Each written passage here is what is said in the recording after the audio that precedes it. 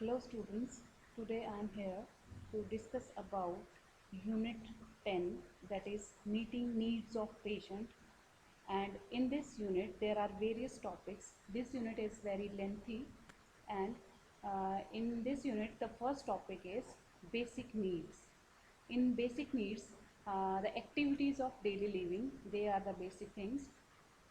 So basic needs जब भी आपको एग्ज़ाम में कभी आएगा तो आपको माइंड में रहना चाहिए कि ये ADL है, यानी कि activities of daily living. Basic needs आप खुद इस वर्ड से भी समझ सकते हो, जैसे कि बेसिक नीड्स एक इंडिविजुअल की क्या होती है, जैसे खाना खाना, पानी पीना, सांस लेना, दूसरों से बातें करना, अपने थॉट्स को शेयर करना किसी के साथ, ग्रूमिंग एंड ड्रेसिंग, उसके साथ ही पर्सनल हाइजीन मेंटेन करना। तो ये सब चीज़ें ही एक्टिविटीज़ ऑफ डेली लिविंग में आती हैं। तो आइए हम इसके बारे में डिस्कस करते हैं। So activities of daily living are the activities usually performed in the course of a normal day in the individual's life, such as eating, drinking, breathing, communicating with others, dressing and grooming, etc. So activities of daily living में basically जो एक normal day में एक इंसान काम करता है, जैसे हम एक नॉर्मल डे में क्या क्या काम करते हैं, खाना खाते हैं, पानी पीते हैं, सांस लेते हैं, दूसरों से बातें करते हैं, अपना ड्रेसअप करते हैं, ग्रूमिंग करते हैं, अपने बाल बनाते हैं, पर्सनल हाइजीन को मेंटेन करते हैं, नहाते हैं। ठीक है, तो यही सब जो एक्टिविटीज़ हैं वो डेली लिविंग में आती हैं, जो एक नॉर्मल डे में एक इंडिविजुअल, या हम इसके इस यहाँ पे हम एक पेशेंट की बात कर रहे हैं, तो पेशेंट को भी हम एज ए इंडिविजुअल लेते हैं, तो वो भी एक नॉर्मल डे में क्या क्या एक्टिविटीज़ करता है वो ही इसमें बेसिकली आता है। तो the activities of daily living include, first है इसमें मेंटेनिंग सेफ इन्वायरमेंट, अपने आसपास का सेफ इन्वायरमेंट को मेंटेन करना, कम्युनिकेशन, अपने जो थॉट्स हैं उनको दूसरों के साथ शेयर करना, बातें करना मीन्स, देन ब्रीदिंग, सांस लेना, eating and drinking, elimination, elimination में जैसे यूरिन पास करना, स्टूल पास करना, ये एलिमिनेशन में बेसिकली आता है, पर्सनल क्लींजिंग एंड ड्रेसिंग, नहाना धोना, अपने साफ़ सफाई रखना, कपड़े पहनना, ये सब भी नॉर्मल एक्टिविटी में आता है। देन कंट्रोलिंग बॉडी टेम्परेचर, अपने बॉडी का टेम्परेचर मेंटेन करना, देन मोबिलाइजिंग, एक जगह से दूसरी जगह जाना, ठीक है, working and playing, expressing sexuality and reproduction, और you can say sexual health, then sleeping, spirituality, death and dying, spirituality इसमें आता है, प्रेयरिंग जैसे करना, प्रेयर करना अपने धर्म के अनुसार, अपनी डे के अनुसार, जो भी दिन है उसके अनुसार प्रे करना, या प्रे मतलब स्पिरिचुअल एक्टिविटीज़ में इन्वॉल्व होना। नेक्स्ट है इसमें डेथ एंड डाइंग, तो डेथ भी हमारी मतलब नॉर्मल एक्टिविटीज़ में ही आता है। एक इंसान के जीवन में एक दिन ऐसा भी आता है जब वो डेथ के पास होता है, तो ये भी हम एक नॉर्मल एक्टिविटीज़ में ही कह सकते हैं, या फिर वो डील करता है किसी और की डेथ के साथ, तो भी ये भी एक नॉर्मल एक्टिविटी में ही आता है। Next, factors influencing the activities of daily living, कौन कौन से फैक्टर हैं जो कि इफ़ेक्ट करते हैं हमारी डेली एक्टिविटीज़ को। जैसे कि हम एक नॉर्मल लाइफ जी रहे हैं, कुछ ऐसे प्रॉब्लम्स आ जाती हैं, कुछ फैक्टर्स ऐसे आ जाते हैं जो कि हमें इन रूटीन से अपनी परे कर देते हैं। तो उन्हीं वो कौन कौन सी चीज़ें हैं, वो कौन कौन से फैक्टर हैं। फर्स्ट है इसमें physical factors, the impact of overall health of current illness और injury and the scope of individuals anatomy and physiology, और all are considered under this aspect. तो इस एस्पेक्ट के अंदर ये सारी चीज़ें आती हैं। हमारे जो करंट कोई भी इलनेस है या कोई इंजरी है, वो हमारी नॉर्मल एक्टिविटीज़ को, या फिर हमारे जो अनैटमी और फिजियोलॉजी है हमारी बॉडी की, उसमें प्रभाव डाल देती है। Bodies physical ability alter according to age, age के अनुसार हमारी फिजिकल एबिलिटी भी प्रभावित होती रहती है, जैसे कि physical ability reduces in old age with influence of daily activities of individual, जैसे कि हमारी फिजिकल एबिलिटी जो होती है वो जैसे जैसे हमारी एज बढ़ती है उसके साथ साथ वो कम होती रहती है, और हमारी डेली जो एक्टिविटीज़ हैं वो भी धीरे धीरे कम होने लगती है। तो आपने देखा होगा कि 70s की एज में या 80s की जो एज होती है उसमें एक इंडिविजुअल अपनी नॉर्मल डे की एक्टिविटीज़ को भी बहुत स्लोली परफॉर्म करता है, चाहे वो खाना पीना हुआ, चाहे वो नहाना धोना हुआ। तो वो सारी एक्टिविटीज़ जो हैं वो ओल्ड एज के साथ साथ वो भी इन्फ्लुएंस होती रहती हैं। तो फर्स्ट फैक्टर था फिजिकल फैक्टर। नेक्स्ट फैक्टर है इसमें psychological factors. The impact of not only emotions but cognition, spiritual beliefs and the ability to understand determines the ability to perform daily activity।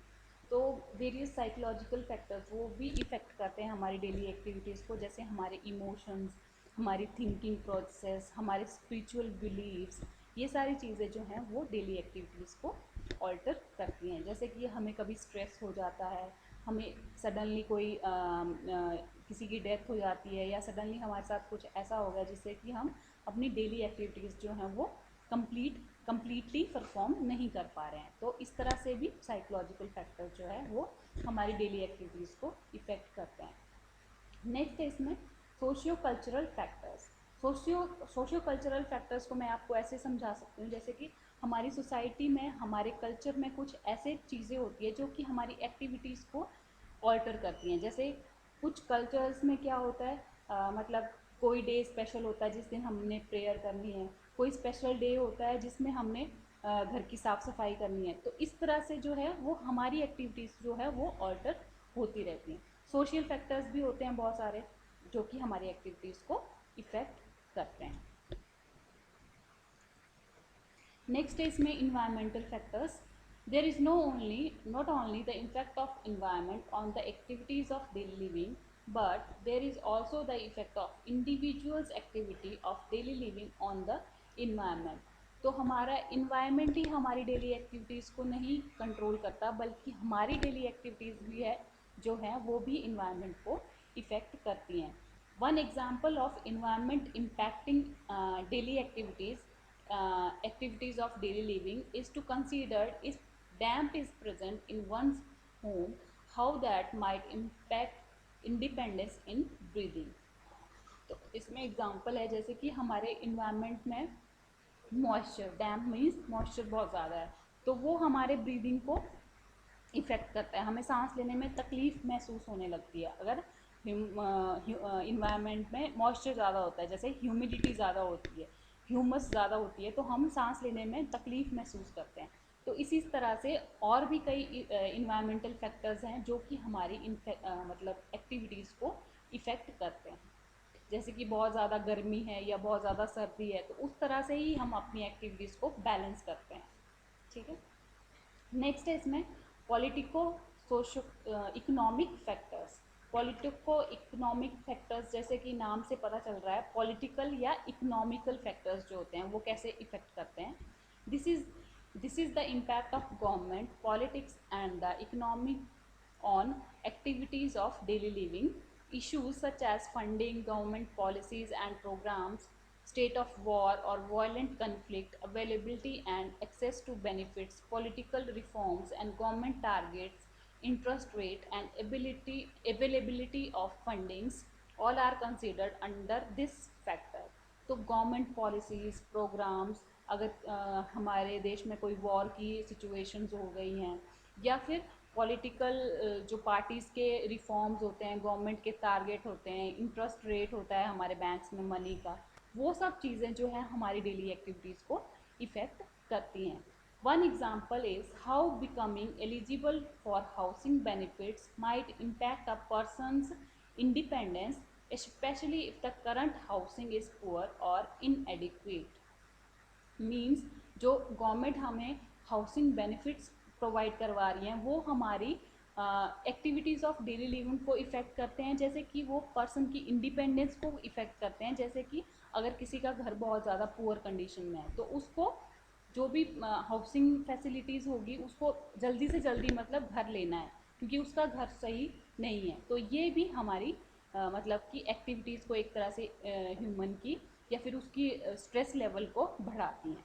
Another example is how living in a space where violence and conflicts are the norm would impact the ability to self care। किसी ऐसी जगह पे रहना जहाँ पे बहुत ज़्यादा violence है, ठीक है, तो उस जगह पे अपनी सेल्फ केयर करना कितना डिफ़िकल्ट हो सकता है। मतलब हम वॉयलेंस की तरफ ज़्यादा कॉन्सेंट्रेट करेंगे और अपना हम ध्यान इतना नहीं रख पाएंगे। ठीक है, तो इस तरह से पॉलिटिकल और इकोनॉमिकल फैक्टर्स जो हैं वो हमारी डेली एक्टिविटीज़ को इफ़ेक्ट करते हैं।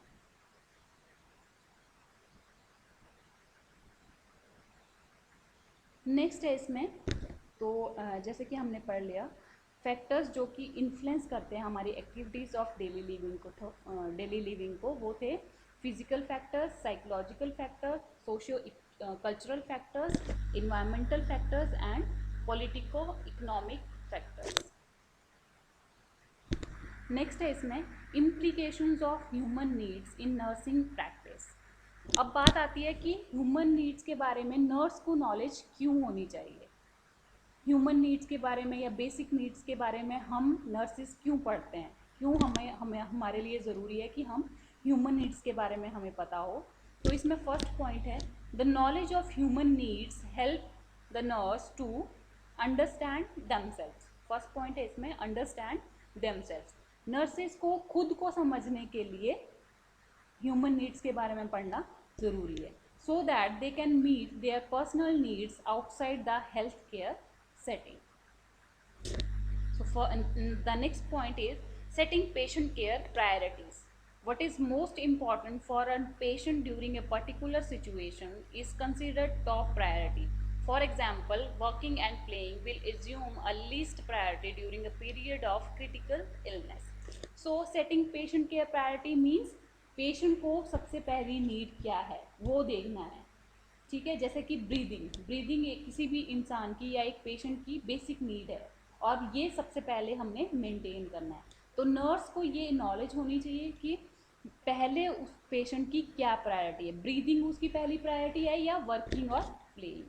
क्रिटिकल सिचुएशन में जैसे कि हम देखते हैं तो ब्रीदिंग सबसे पहले आता है, उसके बाद ईटिंग ड्रिंकिंग है, उसके अलावा सेफ इन्वायरमेंट प्रोवाइड करवाना है, उसके बाद लीस्ट जो हमारी प्रायोरिटी होगी वो वर्किंग एंड प्लेइंग होगी जब पेशेंट एकदम से स्टेबल हो जाएगा। So this the human needs के बारे में पढ़ने से हमें ये पता चल जाएगा कि पेशेंट की प्रायोरिटी क्या है। नेक्स्ट पॉइंट है इसमें better understanding of patients behaviour so that they can respond therapeutically rather than emotionally. Better understanding जो है पेशेंट के बिहेवियर के बारे में वो हम नर्सेस अंडरस्टैंड कर सकते हैं। जैसे कि कोई पेशेंट एबनॉर्मल बिहेवियर क्यों कर रहा है, कुछ उसको प्रॉब्लम हो रही है जो कि वो मतलब एडजस्ट नहीं हो पा रहा है, तो हम लोग क्या कर सकते हैं कि अगर हमें पता होगा कि उसको क्या प्रॉब्लम है, उसकी क्या नीड है, तो हम उस तरह से रिस्पॉन्ड कर सकते हैं एंड थेराप्यूटिकली, ना कि इमोशनली। नेक्स्ट पॉइंट है इसमें relieve the distress of patient की डिस्ट्रेस को कम करना। By providing psychological support the nurse can help the patient to meet his unmet need of love and affection. Psychological support provide करके हम patients को उस नीड को कंप्लीट कर सकते हैं जिसकी हम कहते हैं लव या अफेक्शन। अगर उसको ऐसे अनवांटेड फील हो रहा है या उसको लोनली फील हो रहा है तो हम उसको साइकोलॉजिकली सपोर्ट करके उसको ये फीलिंग से दूर कर सकते हैं। Next, to get use to all ages with the knowledge of human basic needs nurse can provide care to all age groups people according to their age and priority. तो सारी उम्र के जो लोग हैं उनकी बेसिक नीड्स क्या क्या हैं उसके अकॉर्डिंग ही हम लोग पेशेंट्स को केयर प्रोवाइड करवा सकते हैं, चाहे वो बच्चे हैं, चाहे वो बूढ़े हैं, या फिर वो एडोलेसेंट्स हैं या वो एडल्ट्स हैं। उस उनकी नीड्स के अकॉर्डिंग ही, उनकी एज के अकॉर्डिंग ही हम उनको केयर प्रोवाइड करवा सकते हैं। उनकी बेसिक नीड्स जो होती है वो भी ऑल्टर करती हैं। तो इस तरह से इन सब चीज़ों के बारे में अंडरस्टैंड करके ही हम उनको बेसिक केयर प्रोवाइड करवा सकते हैं। Next, help client to develop and grow by providing holistic care, the nurse can help the patient to grow physically, mentally and socially. Overall health जो होती है एक patient की वो हम उसको बढ़ावा दे सकते हैं, वो डेवलप कर सकते हैं हम एक पेशेंट की। नेक्स्ट पॉइंट है इसमें the nurse can provide a framework and be applied in nursing process at individual and family level. तो इंडिविजुअल और फैमिली लेवल पे जो है वो एक नर्स वो केयर प्रोवाइड करवा सकती है ह्यूमन बेसिक नीड्स के बारे में नॉलेज अगर उसको होगी। तो इसमें बेसिक पॉइंट्स थे, अंडरस्टैंड देमसेल्व्स, नर्सेज अपने आप को समझ सकती हैं, setting patient care priorities, patient की प्रायोरिटी को सेट कर सकती हैं ह्यूमन नीड्स की अगर उनको नॉलेज है तो।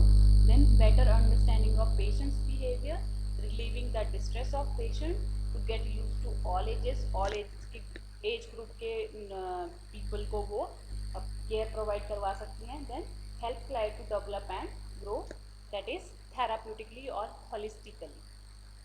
सो इस तरह से ये हमारा टॉपिक कंप्लीट होता है ह्यूमन नीड्स के बारे में, या बेसिक नीड्स जो है वो क्या क्या होती हैं और नर्सिंग में इनका क्या रोल है।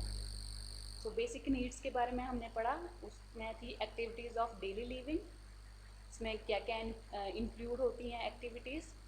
इसके अलावा फैक्टर जो इन्फ्लुएंस करते हैं एक्टिविटीज़ ऑफ डेली लिविंग को, और implication of human needs or basic needs in nursing practice. Thank you.